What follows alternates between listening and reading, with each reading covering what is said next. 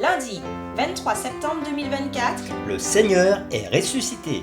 chaque jour nous apporte de nouvelles opportunités ou de nouveaux défis. Mais quel que soit ce que cette journée sera ou ce qu'elle a été, nous pouvons vous assurer que Dieu est présent et qu'il veille sur nous.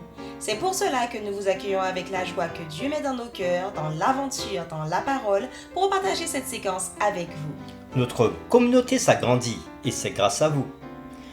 Vous aussi, soyez actifs avec nous pour répandre le message et vous pouvez le faire en likant. Vous pouvez aussi partager le lien avec vos contacts et nous vous invitons à vous abonner si ce n'est pas encore fait pour recevoir les notifications chaque jour. Et pour un confort d'écoute en continu, nous vous proposons la playlist de chaque semaine. Le texte à mémoriser de cette semaine que nous vous invitons à dire avec nous se trouve dans Marc 16, verset 6. Il leur dit: Ne vous épouvantez pas. Vous cherchez Jésus de Nazareth, qui a été crucifié. Il est ressuscité.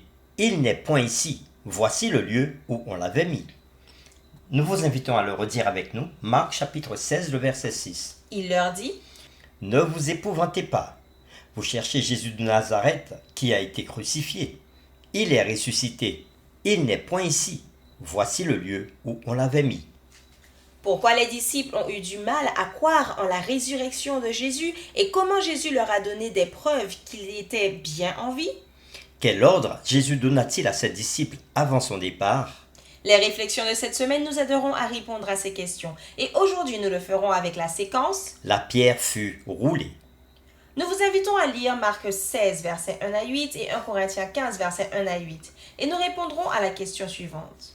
Qu'ont ces passages en commun? Nous lisons Marc chapitre 16, les versets 1 à 8. Lorsque le sabbat fut passé, Marie de Magdala, Marie, mère de Jacques, et Salomé achetèrent des aromates afin d'aller embaumer Jésus. Le premier jour de la semaine, elles se rendirent au sépulcre de grand matin, comme le soleil venait de se lever. Elles disaient entre elles: Qui nous roulera la pierre loin de l'entrée du sépulcre? Et, levant les yeux, elles aperçurent que la pierre, qui était très grande, avait été roulée. Elles entrèrent dans le sépulcre, virent un jeune homme assis à droite, vêtu d'une robe blanche, et elles furent épouvantées. Il leur dit: Ne vous épouvantez pas. Vous cherchez Jésus de Nazareth, qui a été crucifié. Il est ressuscité. Il n'est point ici. Voici le lieu où on l'avait mis. Mais allez dire à ses disciples et à Pierre qu'il vous précède en Galilée. C'est là que vous le verrez, comme il vous l'avait dit. Elles sortirent du sépulcre et s'enfuirent. La peur et le trouble les avaient saisies, et elles ne dirent rien à personne à cause de leur effroi. Maintenant, lisons 1 Corinthiens 15, versets 1 à 8.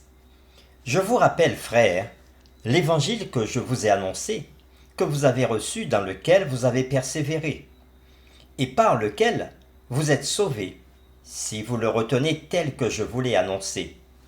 Autrement, vous auriez cru en vain. Je vous ai enseigné avant tout, comme je l'avais aussi reçu, que Christ est mort pour nos péchés selon les Écritures, et qu'il a été enseveli, et qu'il est ressuscité le troisième jour selon les Écritures, et qu'il est apparu à Céphas, puis aux 12. Ensuite, il est apparu à plus de 500 frères à la fois, dont la plupart sont encore vivants et dont quelques-uns sont morts. Ensuite, il est apparu à Jacques, puis à tous les apôtres. Après eux tous, il m'est aussi apparu à moi, comme à l'avorton. Après avoir lu Marc chapitre 16 versets 1 à 8 et 1 Corinthiens chapitre 15 versets 1 à 8, répondons à la question suivante. Qu'ont ces passages en commun? L'histoire de la résurrection apparaît dans chacun des évangiles. Chaque auteur de l'évangile présente l'histoire d'un point de vue différent, mais ils contiennent tous les concepts de base qui apparaissent aussi dans 1 Corinthiens 15, versets 1 à 8. 4 idées apparaissent à maintes reprises. Mort, enterré, ressuscité et vu. Dans Marc, mort et enterré apparaissent au chapitre 15. Ressuscité et vu apparaissent au chapitre 16, mais avec une tournure. Marc chapitre 16 verset 7 parle d'une rencontre en Galilée et c'est là que vous le verrez. Certains trouvent incroyable que les chrétiens croient en un Seigneur ressuscité, mais les preuves de sa résurrection sont substantielles et conformes à la raison. Pour commencer, tout ce que l'on a à faire est de croire en Dieu comme créateur, et le concept de résurrection d'un miracle devient raisonnable. Le Dieu qui a créé l'univers, puis la vie sur terre, avait certainement le pouvoir, s'il le voulait, de ressusciter Jésus. L'existence de Dieu ne rend pas la résurrection de Jésus inévitable, mais raisonnable. Ensuite, la tombe était vraiment vide. Même les historiens athées acceptent ce fait.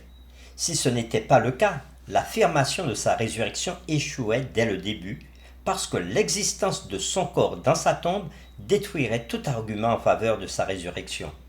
En plus, l'explication selon laquelle les disciples de Jésus auraient volé le corps n'a pas de sens.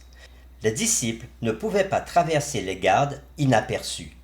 Et même s'ils l'avaient fait et avaient obtenu le corps, pourquoi les disciples n'avaient-ils jamais été arrêtés pour vol? La réponse est que les chefs religieux savaient que les disciples n'avaient pas fait cela. De plus, de nombreuses personnes avaient témoigné qu'elles avaient vu le Christ ressuscité. Beaucoup, y compris les disciples, n'avaient pas cru au début. Et quelqu'un qui a été un ennemi très farouche des chrétiens, Paul, déclare non seulement avoir vu le Seigneur ressuscité, mais que cette expérience a changé toute la trajectoire de sa vie de manière très radicale aussi. Enfin, bien qu'il y ait beaucoup d'autres raisons, comment expliquer la montée de l'Église chrétienne fondée par des gens qui déclaraient avoir vu le Seigneur ressuscité? Pourquoi ces gens auraient-ils été prêts à mourir pour ce qu'ils savaient être un mensonge? Leur témoignage constant à la fois juste après sa mort et des années plus tard donne des preuves puissantes de sa résurrection. Pour terminer, réfléchissons à cette question. Que diriez-vous si quelqu'un vous demandait « Quelle preuve avez-vous de la résurrection de Christ ?» Nous vous invitons à prier avec nous. Seigneur, nous voulons te louer. Et nous voulons te louer aujourd'hui pour la résurrection de Jésus. Toi le Dieu créateur, toi qui as permis à l'homme de venir à l'existence. Cela n'a pas été très compliqué pour toi de ressusciter Jésus ton Fils. Et même si beaucoup de personnes déclarent que la résurrection de Jésus n'a pas eu lieu, toutes les preuves sont là pour montrer le contraire. Jésus a été vu après la résurrection par plus de 500 personnes, nous a dit le texte de 1 Corinthiens. Et aussi, le corps de Jésus n'a pas été retrouvé dans le tombeau. Tous ces signes nous montrent que Jésus est vraiment ressuscité. Et nous voyons l'action de Jésus-Christ dans nos vies, nous les chrétiens, jour après jour. Aide-nous à nous confier en Jésus-Christ et surtout à dire autour de nous la vérité sur la résurrection. Nous t'avons prié au nom de Jésus. Amen.